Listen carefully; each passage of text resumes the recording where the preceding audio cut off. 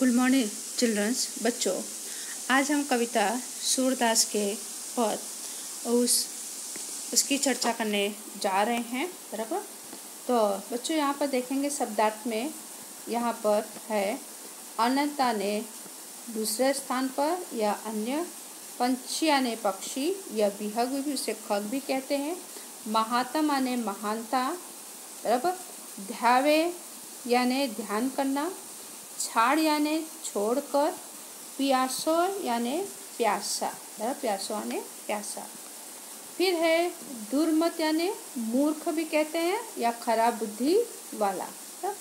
करीला ने कटीली झाड़ी वाला, छेरी यानी बकरी, चारुआ ने सुंदर, लोचन ने मादक ने नशा युक्त। नशा युक्त यानी कि जिस आदमी के तरह का किसी को पढ़ने की नशा, किसी को गाना सुनने की नशा, किसी को सेविंग कर मतलब कि डांसिंग करने की नशा, किसी को अच्छी अच्छी किताबें पढ़ने की नशा। यानी हर एक का क्या होता है, अपना अलग अलग नशा होता है। बराबर। शौक के मुताबिक उसे नशा कहते हैं। अब बच्चों यहाँ पर देखेंगे प्रश्न जो है, प्रश्न के उत्तर लिखिए। स्वाध्याय के जो प्रश्न है, पहला जो प्रश्न यहाँ पर है कि जहाज का पक्षी जहाज से उड़कर फिर कहाँ आता है। तो बच्चों इसका आंसर होगा कि जहाज का पक्षी जहाज से उड़कर फिर जहाज पर ही आता है। ओके। इसके बाद दूसरा जो प्रश्न यहाँ पर है कि सूरदास के मधुकर को करील फल क्यों नहीं भाता, भाता ने पसंद आता। तो सूरदास के मधुकर को करील यानी कांटेदार जो फल है, करील फल नहीं भाता क्योंकि उन्होंने कृष्ण भक्ति का अम्बुज रस यानी कमल का रस चख लिया है, इसलिए कांटेदार फल का रस उन्हें भाता, उन्हें अच्छा लगता नहीं है। फिर दूसरा प्रश्न है कि बालकृष्ण के मुख पर किसका लेप किया हुआ है। तो बच्चों बालकृष्ण के मुख पर मक्खन का लेप किया हुआ है। फोर्थ क्वेश्चन, सूर्य धन्य क्यों हुए। सूर्य धन्य हुए क्योंकि उन्होंने श्री कृष्ण की जो छवि के दर्शन उन्हें हो गए, उनके छवि यानी उनके प्रतिबिंब, उनके परछाई के जो दर्शन हो गए इस जन्म में। बाकी तो उनका प्रभु के दर्शन होना क्या दुर्लभ ही था, ने नसीब में नहीं था। बराबर। तो इसके बाद बच्चों दूसरा प्रश्न देखते हैं।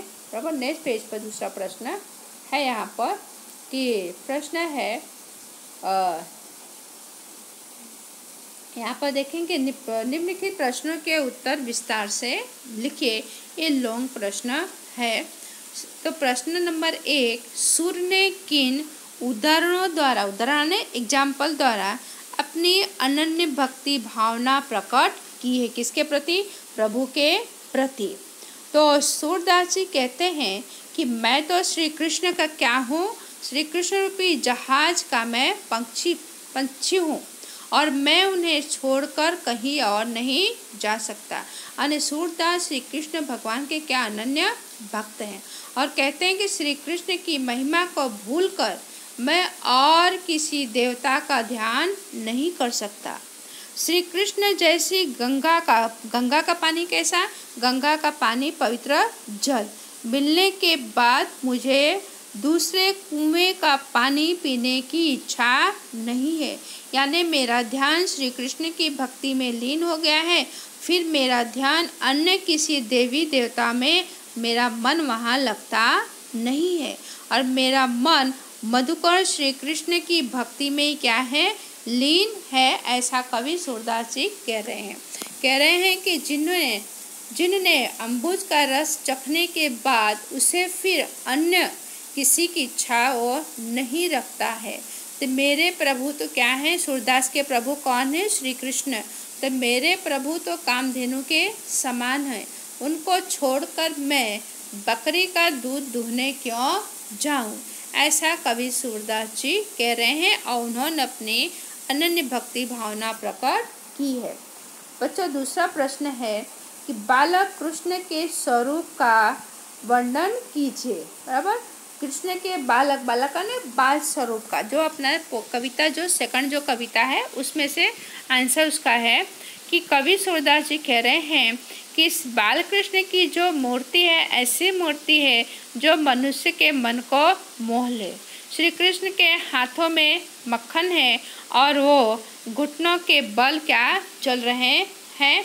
उनके मुंह पर मक्खन लगा हुआ है और उनके गाल अति सुंदर, आंखें चंचल हैं और उनके माथे पर पीले गोरेचन का तिलक लगा हुआ है और उनके सिर के जो बाल हैं, जो लटे हैं, कान के गर्दन के दोनों तरफ क्या लटके हुए हैं, ऐसे मदमस्त लग रहे हैं जैसे भौरा। बराबर, जैसे भौरा मदमस्त होकर के चलता है, वैसे श्री कृष्ण की तुलना कवि सूरदास ने भौरे के समान किया है। इतना अति सुंदर कृष्ण लग रहे हैं। और श्री कृष्ण के गले में चांदी की कंठुल क्या है, माला है और वो माला श्री के नाखून के जो है वो उनके गले पर, उनके हृदय पर लटके हुए हैं, जिससे श्री कृष्ण अति सुंदर लग रहे हैं। और उसके बाद में बच्चों तीसरा जो प्रश्न है, सूरदास अपने आप को धन्य क्यों मानते हैं। सूरदास श्री कृष्ण भगवान के अनन्य भक्त हैं और श्री कृष्ण भगवान के प्रति उनका अटूट श्रद्धा और विश्वास है। श्री कृष्ण की जो छवि है, जो प्रतिमा है, सूरदास की आंखों में बसी हुई है और वह उन्हें भुला पा रहे नहीं है और श्री कृष्ण के प्रति उनको जो सुख, जो आनंद मिला है, वह उन्हें किसी अन्य देवी देवता से प्राप्त नहीं होगा, जिससे उन्होंने अपने प्रभु की इस अनोखी मूर्ति के दर्शन किए और इसलिए वो अपने आप को धन्य मानते हैं। तो इसके साथ ही तस्मै शब्द, तस्मै यानी बच्चों के तस्मै यानी कि जो यहाँ पर लिखा हुआ शब्द है, बराबर जैसा लिखा है उसका उच्चारण वैसा है। बराबर, तो यहाँ पर देखेंगे जैसे लिखा है अनत, बराबर, लेकिन उसका क्या हो जाएगा, तो उसके जब तस्मै रूप देंगे तो अन्यत्र, आधा न या फिर त्रि यानी तिरंगा वाला त्र, बराबर, उसे कहेंगे क्या, अन्यत्र।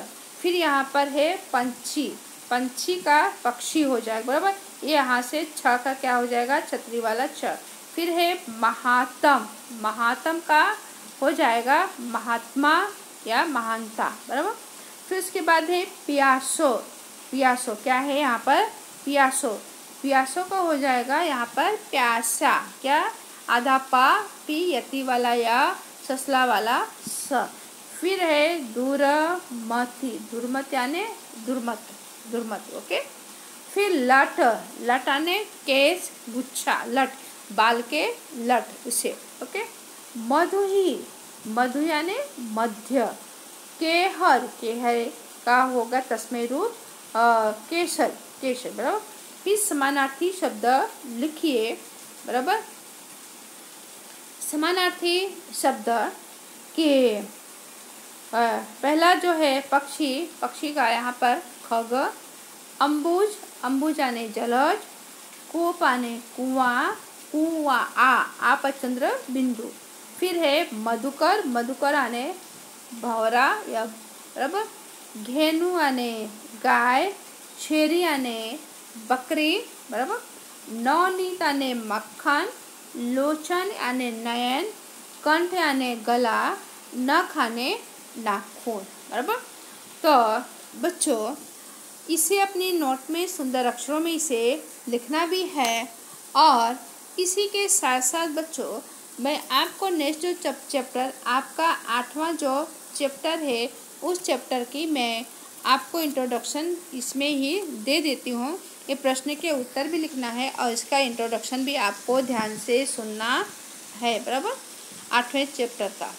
तो 8वां जो चैप्टर है बच्चों गुलमर्ग की खिड़की से, बराबर क्या है, गुलमर्ग की खिड़की से, जिसके लेखक है मोहन राकेश। मोहन राकेश हिंदी साहित्य के जाने माने महान लेखक हैं और उनका प्रसिद्ध एक नाटक था आषाढ़ का एक दिन, बराबर।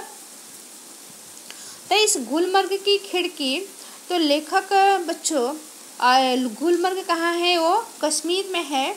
लेखक वहाँ पर घूमने गए हैं, जगह का नाम है गुलमर्ग, और लेखक जहाँ रुके हैं होटल में, वहाँ पर क्या है कि वहाँ पर जो नज़ारा, जो दृश्य है, वो दृश्य को लेखक होटल में जहाँ रुके हैं वहाँ से वो दृश्य को देख रहे हैं। वो दृश्य अति सुंदर है, प्रकृति का सौंदर्य नज़ारा है। सारा वातावरण ऐसा लगता है कि जैसे उन्हें अपने आप में समेट लिया है। और इसके अंदर लेखक ये भी कहना चाह रहे हैं कि कि जो वहाँ पर लोग घूमने के लिए आ रहे हैं, लोग तरह तरह के उस पर, सॉरी बच्चों इसमें नहीं करते हैं इसको।